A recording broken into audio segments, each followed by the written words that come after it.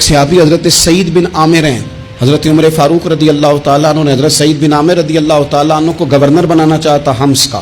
نے کہا میں نہیں بنتا.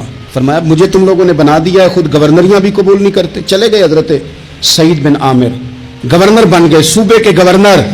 مال غنیمت میں سے کچھ زیادہ مال مدینہ شریف میں جمع ہوا تو حضرت عمر نے مختلف صوبوں سے غریبوں کی لسٹیں منگوائیں. حضرت سعید بن عامر کے صوبے کے کچھ خاص لوگوں کو آپ نے لکھا کہ تمہارے صوبے میں جو غریب ہیں ان کی لسٹیں بھیجو. تو جب لسٹ آئی تو اس میں پہلا نام حضرت سعید بن عامر کا بھی تھا. کہا ہمارے گورنر کے پاس پہننے کو کپڑا کوئی نہیں، کھانے کو روٹی کوئی نہیں. حضرت عمر بیٹھ کے رو پڑے. فرمایا تمہارا گورنر بھی مسکین ہے. اشرفیوں کی ایک تھیلی بھر کے حضرت عمر نے بھیجی. حضرت سعید بن عامر کے پاس جب گئی تو کہنے لگے انا للہ و انا الیہ راجعون. آپ کی اہلیہ کہنے لگی خیریت ہے، کہیں امیر المومنین حضرت عمر کا وصال تو نہیں ہو گیا؟ فرمانے لگے نہیں. تو فرمانے لگی کوئی آفت تو نہیں آ گئی؟ کہا نہیں. انا للہ کیوں پڑھا؟ بدی مانس دیکھنا میرے پاس دنیا آ گئی ہے، میں نے تو جان چھڑائی تھی اس سے، کہ میرے پیچھے بھاگتی ہے. حضرت سعید بن عامر نے سارا مال وہیں اللہ کے حضور خیرات کر دیا. حضرت عمر ایک دفعہ دورے پہ آئے ان کے صوبے میں تو سب لوگوں کو جامع مسجد میں بلایا، حضرت سعید بن عامر کو بھی بلایا.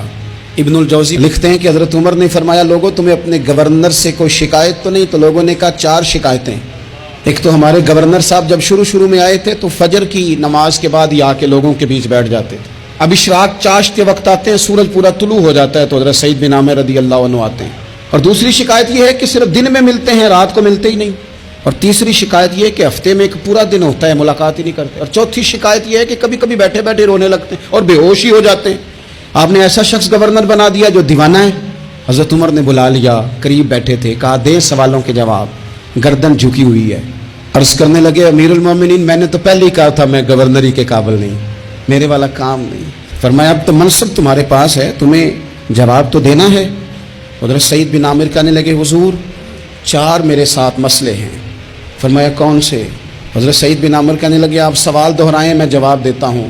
آپ نے فرمایا سعید لوگ کہتے ہیں پہلے تو سویرے آ جاتا تھا، اب تو اشراق چاشت کے وقت آتا ہے. گردن جھکائی، سناٹا چھا گیا محفل پہ. تھوڑی دیر کے بعد سر اٹھایا تو داڑھی پہ آنسو گر رہے تھے.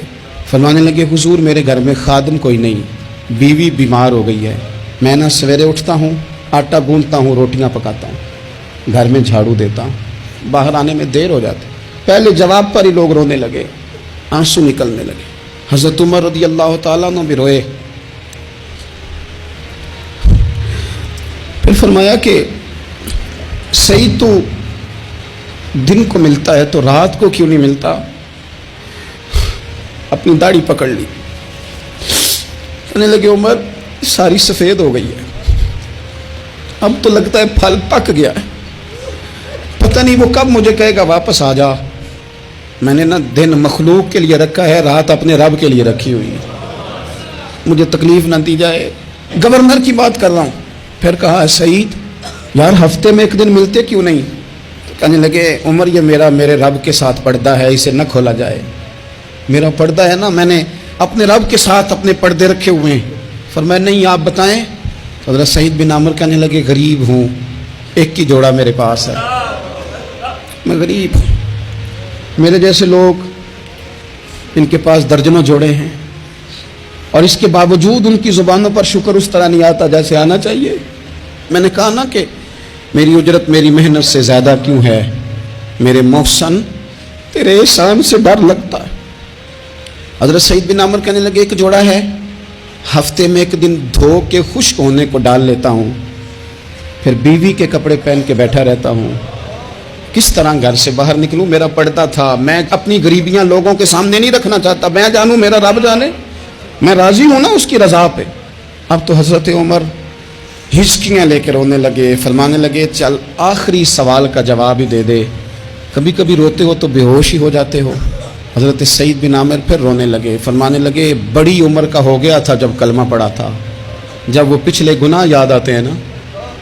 میرے سامنے لوگوں نے حضرت حبیب بن عدی کو سزا دی تھی مکے میں، اور میں اس وقت مسلمان نہیں تھا، میں مدد نہیں کر سکتا.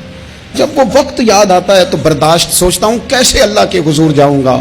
دوستو دعا کرنا، یہ وطن جو داتا صاحب کا ہے، جو بابا فرید کا ہے، جو غریبوں کا ہے، کمزوروں کا ہے، مزدوروں کا ہے، اللہ اس ملک کو بھی کوئی ایسا شخص عطا فرما دے